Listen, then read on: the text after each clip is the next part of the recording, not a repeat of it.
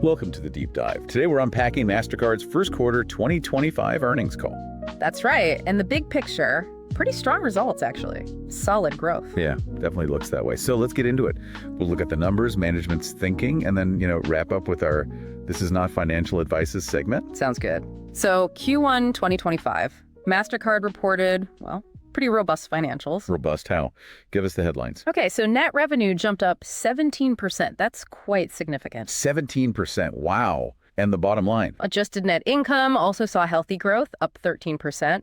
And earnings per share landed at $3.73. $3.73 EPS. Okay. And importantly, that EPS figure got a little boost, about 0.88 cents from their share buybacks. Okay, so they were buying back stock. Yeah, quite actively. They repurchased $2.5 billion worth in Q1 itself, and then another $884 million in late April. Just confidence, right? Definitely suggests that. So that 17% revenue growth, it was really driving that. Was it just more people spending? Well, yeah, volume was the core engine.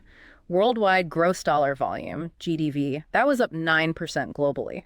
Okay, 9% overall. How did that break down geographically? In the U.S., GDV grew 7%. Credit was up 6%, and debit was actually a bit stronger, up 8%. Right. But there's a little context needed for the U.S. debit number. Remember last year they started migrating the Citizens debit portfolio. That comparison affects this year's growth rate a bit. Okay. Good point. So a bit of a tougher comparison year over year for U.S. debit.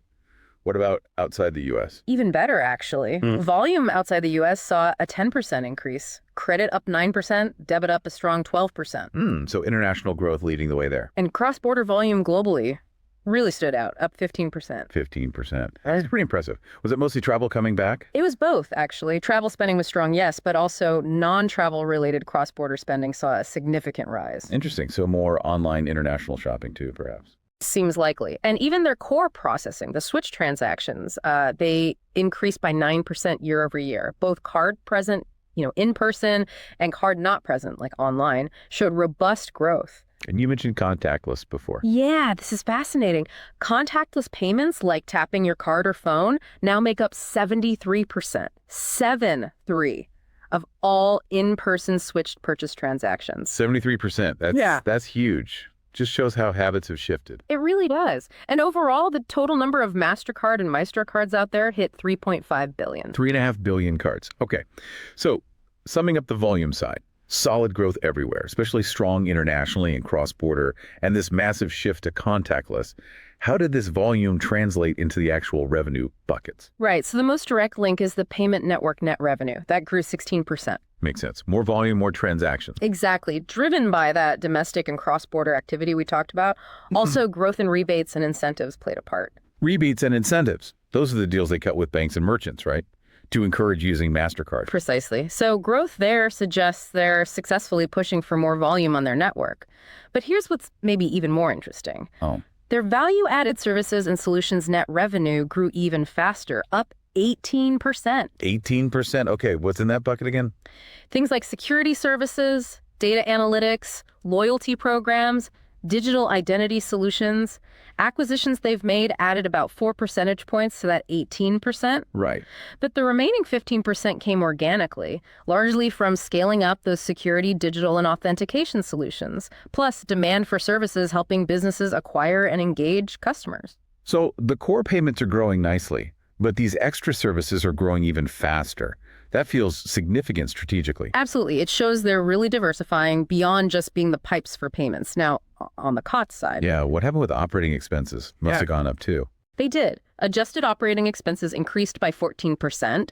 And again, acquisitions were a factor, adding about 4 percentage points to that increase. So roughly 10% organic growth in costs. Something like that. And the main reason was higher spending to support strategic initiatives, basically investing in future growth, like those value-added services. Okay. Though they did mention expenses came in a little lower than they first expected in Q1, just due to timing, sort of when they actually spent the money. Got it. Strategic investments driving costs, particularly fueled by acquisitions. Makes sense.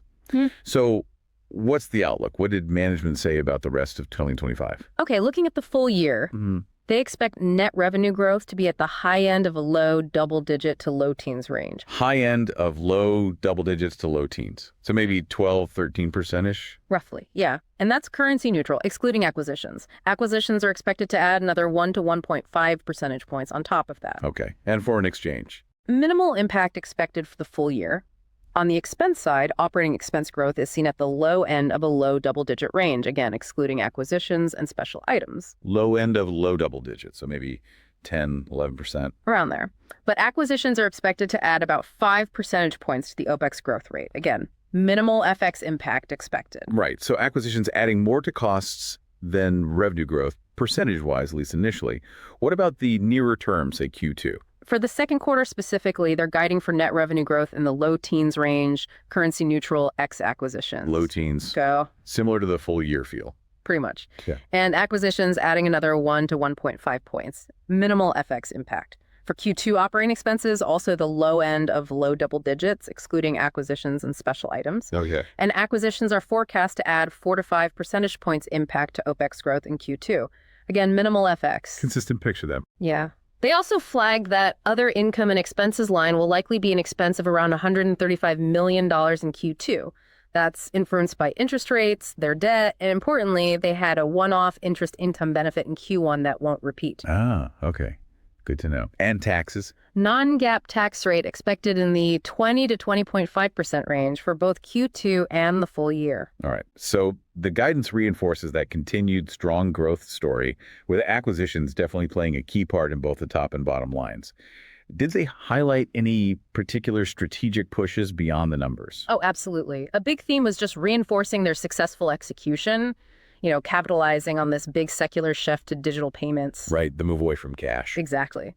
They pointed to things like that huge 73% contactless number we discussed, and also tokenization replacing card numbers with secure digital tokens, which now covers about 35% of all their switch transactions. 35% tokenized already. That's moving fast. It is. And they're pushing further into AI. They announced something called Mastercard Agent Pay. Agent Pay, what's that? It uses special agentic tokens and their security tech to enable secure transactions driven by AI. Think AI assistants making purchases safely. They're even planning work with Microsoft and OpenAI on this. AI making purchases. That's definitely future-facing.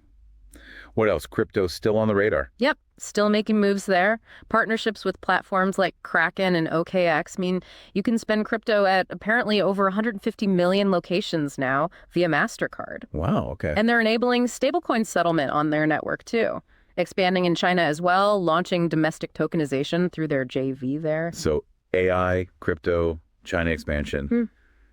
Pretty broad strategic front. Definitely. Plus growth in commercial payments with new tools for businesses, and their Mastercard Move platform for things like P2P transfers and gig worker payouts is seeing transaction growth over 35% year over year. That's strong growth for Move.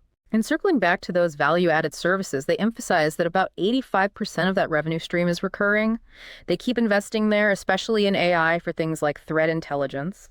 Apparently, about 1 in 3 products in that segment used AI in 2024. 1 in 3. Yeah. AI is clearly becoming embedded. Deeply. They said AI significantly boosted fraud detection rates, over 40% more fraud caught in Q1 compared to last year, thanks to AI enhancements.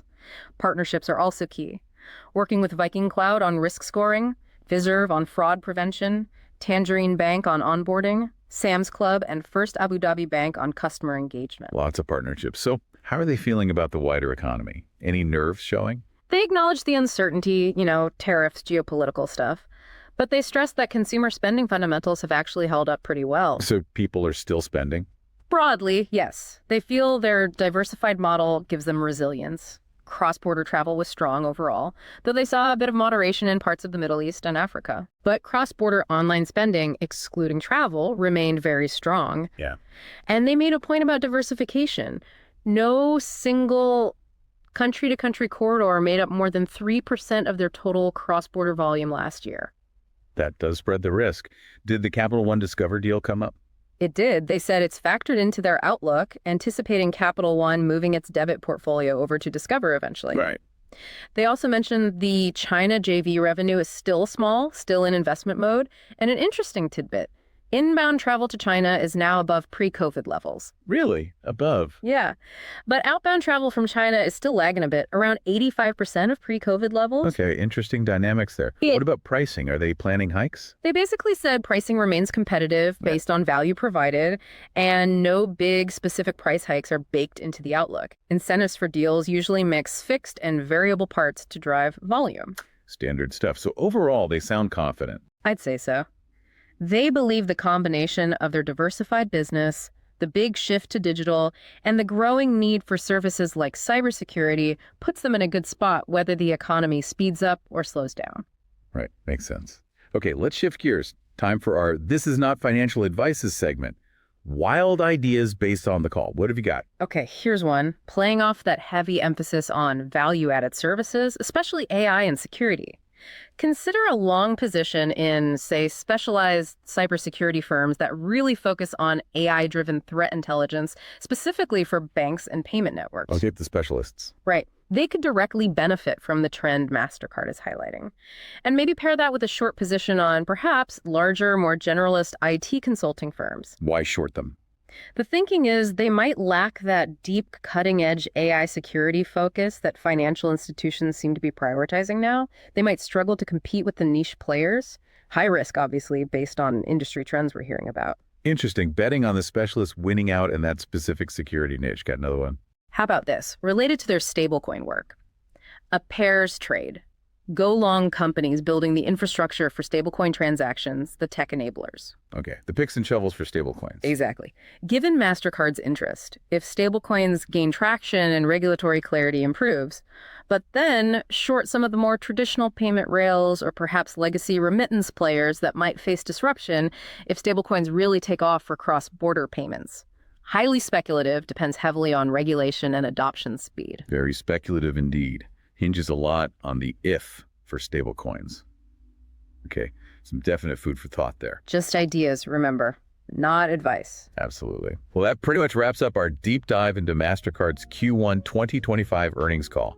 We've hit the key financials, dug into their strategy around AI, digital assets, and those crucial value-added services. And hopefully provided a clear picture of their performance and where they see things heading. We hope so too. Yeah. What stood out most to you from this call? Are there other companies or trends you're watching closely right now? We'd love for you to continue the discussion. Yeah, share your thoughts.